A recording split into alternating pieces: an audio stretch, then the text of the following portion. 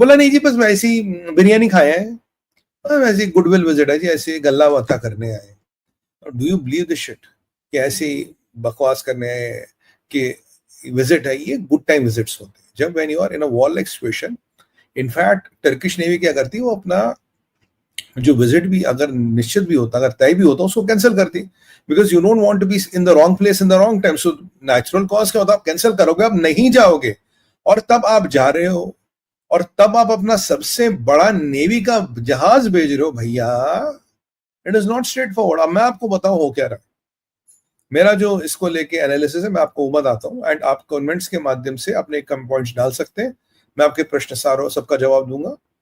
देखिए मेरा जो लॉजिक है, ये शिप जो है ये खाली नहीं गया है, इसमें सामान आया है, और बहुत सामान आया, बहुत असला दिला है। टर्की ऑप्शनली कहता जी मैंने असला नहीं दिया। जो हमने कल IGLAS या IGLA-5, इगला एस या इगला 5 भी कहते हैं, whatever we have procured from Russians yesterday, that was basically a weapon which was very effective against Turkish and Iranian drones. अगर हमने ये प्रोक्योर किया और आज हमें ये बताया जा रहा है कि जो सबसे बड़ा शिप टर्किश नेवी का वहां टहलने आया है, टहलने के लिए बहुत दुनिया पड़ी, पाकिस्तान क्यों मर रहा है मरने के लिए, कहीं और मर जाए जाके। तो भैया ये सब बकवासबाजी, ये वहां पाकिस्तान की मदद करने आए। इसमें अब क्या क्या आ सकता है? देखिए 3 चीजें आ सकती है। पहला है, और पहला जो लॉजिकल शक है आपका मेरा, वो है असला बारूद, मतलब वेपन्स। तो मुझे लगता है असला बारूद वेपन्स आए। क्यों आपको मैं बताऊं। देखिए आपके जो जहाज होते हैं, जो शिप एरोप्लेन्स होते हैं, उनमें एक लिमिटेड कैपेसिटी होती है। दुनिया में बड़े से बड़ा ट्रांसपोर्टर हो, एक लिमिटेड कैपेसिटी के आगे नहीं जाता। अब दुनिया में जो एक्सपोर्ट का व्यापार होता है, व्यवसाय होता है, वो किस रूट से होता है? सी के रूट से होता है ना, क्योंकि जो समुद्री जहाजों में कैपेसिटी होती है वो आपकी उड़ने वाले जहाज में हो ही नहीं सकती। अब ये सबसे बड़ा टर्किश नेवी का जहाज अगर पाकिस्तान आया है, तो आप एक चीज तो मान के चलिए, इसमें बहुत माल मसाला आ सकता है, जिसके लिए शायद आपको 20 या 30 या 40 ट्रांसपोर्टर उतारने पड़ते, उतना आप माल एक जहाज में बेच सकते हैं।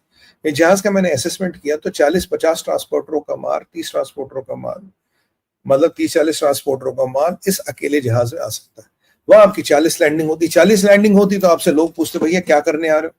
एक लैंडिंग में बोल दिया नहीं जी बस जक़ात बांटने आए थे भिखारियों को।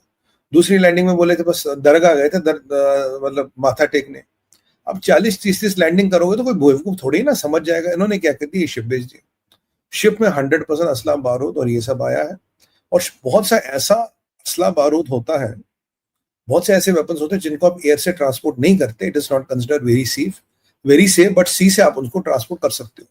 तो जो टर्की का जहाज आया, मान के चलिए वेपन लेके आया। दूसरा काम, इस टर्की के जहाज में कमांड एंड कंट्रोल क्या कहते हैं सेंटर्स, या कुछ ऐसी चीजें भी आ सकती है जो अभी उनको युद्ध के लिए चाहिए। It's not only weapons, command and control structures, कुछ सेंसिंग इक्विपमेंट, या टर्की ने अपने कुछ सिपाही डिप्लॉय करेंगे इस शिप के माध्यम से।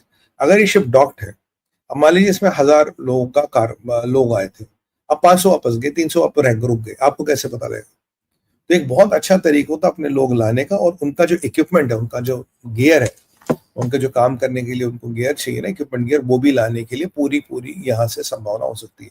तो ये एक संभावना है। तीसरी बात, और जो सबसे डरावनी बात है, जो मुझे लगता है ना हो बट हो भी सकती है, वो ये है सर कि Turkey is a member of NATO.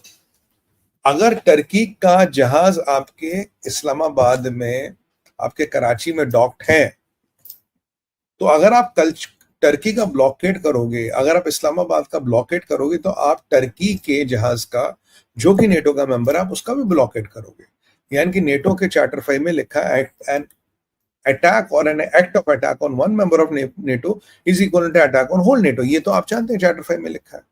तो ये टर्की का जहाज एक तरह का इंश्योरेंस है कराची के ब्लॉकेट का।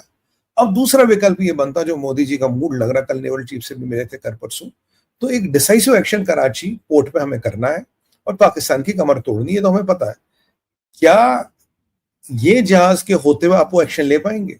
नहीं ले पाएंगे। क्यों? अगर ये जहाज गलती से एंगेज हो गया है, आपको एंगेज करना पड़ा, तो आपका टर्की से भी युद्ध छिड़ जाएगा। और टर्की से युद्ध छोड़ने का मतलब है पूरे उम्मा के बरादरों में उम्मायत भागेगी, बोलेगी देखो भैया टर्की तो उम्मा के लिए खड़ा होगा, तुम कहाँ, आ जाओ, खड़े हो जाओ। फिर आपको नेटो वाला लफड़ा सुलटना पड़ेगा, फिर नेटो के मेंबरों में विवाद होगा। मैं कई बार कह चुका हूं, अगर तैयब अर्दोगन की टर्की को नेटो से नहीं फेंका गया, एक दिन ये नेटो को भिड़वा देगा किसी अनचाही लड़ाई में। तो ये बेसिकली जो टर्की का शिप आया, इसके कई सारे पहलू है। This makes arms supplies to Pakistan very possible. आपको 30-40 ट्रांसपोर्टर नहीं उतारने, ये आपको नेवल ब्लॉकेट से बचाने का काम करेगा। और अगर युद्ध होता है, तो अगर ये उस युद्ध में इसको क्षति होती है, किसी तरह ये इन्वॉल्व होता है, आपको इन्वॉल्व करना पड़ा, इन्होंने इंटरवीन किया, तो आप टर्की के साथ यानी कि नेटो के साथ एक फ्रंट खोल लोगे। देखिए यहाँ